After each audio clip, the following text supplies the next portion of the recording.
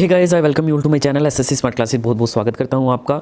CGL 2024 scam से related information आप सभी को पता है कि क्या कुछ हुआ था स्कैम में। जो लिस्ट थी जेएसओ वाली जिसमें आपकी ओवर एज बच्चे थे, उसको लिस्ट 3 के लिए भी क्वालिफाई कर दिया गया उन्हीं बच्चों को। और वो बच्चे 16,000 के आसपास बच्चे हैं, जो कि बहुत बड़ी संख्या में है। और आपको फर्स्ट हियरिंग की अपडेट मैंने दे दी थी, जिसमें एसएससी ने ये मान लिया है कि उसमें मतलब जो है वो अभी 533 बच्चों की छटनी की है। ठीक है, हालांकि एक एक्सेल का फॉर्मूला लगा के साफ साफ पता लग रहा है कि ये सारे कैंडिडेट 16,000 जो हैं वो ओवर एज हैं।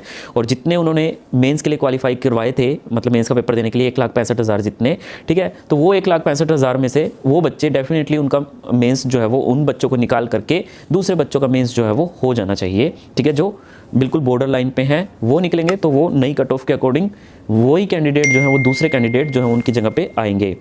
लेकिन एसएससी कमाल कर रही है। ठीक है, बच्चों का एग्ज़ाम कंडक्ट करवा रही है। जो 533 बच्चे भी इन्होंने जो है वो बताए हैं कि उन्होंने अभी छटनी की है, उनका भी एडमिट कार्ड ये लोग मतलब दे रहे हैं। उनको तो बाहर कर देना चाहिए और उनकी जगह कुछ और कैंडिडेट का जो है, या फिर इनको थोड़ा सा मेंस की डेट पोस्टपोन कर देनी चाहिए। बट एसएससी ऐसा कुछ कर ही नहीं रही है। लेकिन इसके बाद भी एक और नई चीज़ जो सामने आ रही है कि आपका जो पेपर है वो 18, 19, 20 को है। ठीक है, अब 18, 19, 20 को है, तो उसमें भी सबसे बड़ी बात यह है कि आपका जो 18, 19, 20 को पेपर है, इसमें 19 तारीख को तो जेएसओ का है और 18 और 20 को आपका एग्ज़ाम कंडक्ट करवा रहे हैं, वो 2 शिफ्ट में। यानी कि 1,65,000 बच्चों का तो वो एग्ज़ाम एक दिन में कंडक्ट आराम से करवा सकते हैं। लेकिन फिर भी एसएससी वो नहीं कर रही है। नॉर्मलाइजेशन फिर से होगा, और नॉर्मलाइजेशन में आपको भी पता है टियर 1 में और पहले भी कितने सारे स्कैम होते आए हैं नॉर्मलाइजेशन में। ये इटसेल्फ एक और स्कैम जो है वो आपके सामने निकल के आ रहा है। कितने तरह के स्कैम आपके सामने आ गए। सबसे पहले तो यही है कि एक ही सेंटर में इतने सारे बच्चे क्वालिफाई कैसे कर गए, वो एक अपने आप में स्कैम है। दूसरा, नॉर्मलाइजेशन टियर 1 में जो हुआ था वो समझ नहीं आ रहा किस बेसिस पर इन्होंने नॉर्मलाइजेशन किया है। कुछ कैंडिडेट जिनके मार्क्स बहुत कम थे उनके बहुत ज़्यादा मार्क्स जो हैं वो बढ़ा दिए, और कुछ कैंडिडेट जिनके मार्क्स बहुत अच्छे थे उनके मार्क्स बिल्कुल भी नहीं बढ़े। और तीसरी बात ये है, उसी सेम शिफ्ट की मैं बात कर रहा हूँ, तीसरा सबसे बड़ा स्कैम जो कि आपके सामने ही है कि जो आपकी लिस्ट 1 थी जेएसओ वाली, उसमें ओवर एज बच्चे लिस्ट 3 के लिए क्वालिफाई कर दिए जबकि वो एलिजिबल नहीं थे।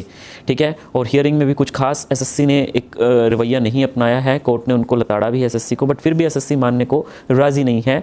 ठीक है, और सबसे बड़ी बात जो चौथी उन्होंने की है, सेंटर वही इतने दूर कर दिए एसएससी ने। हमें इन सारी चीज़ों के खिलाफ लड़ना होगा, वरना आप लोग बस तैयारी मात्र ही करते रह जाएंगे और आपके साथ अन्याय होता रहेगा। आप कॉपी किताब जो है वो और लैपटॉप पे कंप्यूटर पे पढ़ते रहिए, काली करते रहिए कापियाँ, लेकिन आपकी सिलेक्शन तो नहीं होगी और आपकी जगह कोई और सिलेक्शन जो है वो ले जाएगा और आप सिर्फ कापियाँ काली करते रह जाएंगे। तो आपको इसके खिलाफ लड़ना होगा। अगर आप नहीं लड़ेंगे तो फिर आपके साथ अन्याय होता रहेगा और आप बेवकूफ़ बनते रहेंगे और लाइफ में बिल्कुल पीछे रह जाएंगे और आपकी तैयारी करने का बेसिकली कोई मतलब नहीं रहेगा। तो हमें लड़ना पड़ेगा, और जो टीचर हमारे साथ सपोर्ट में है उनके साथ खुल के आपको सपोर्ट में आना पड़ेगा। और मैं फिर से थैंक्स करूँगा अभिनय सर का, जो इस स्टूडेंट के हित में वो आगे बढ़कर आए। बाकी जो दूसरे टीचर हैं उनको अपने कोर्स बेचने से मतलब है, उनको ये स्कैम दिखता ही नहीं है जो साफ साफ एसएससी कर रही है।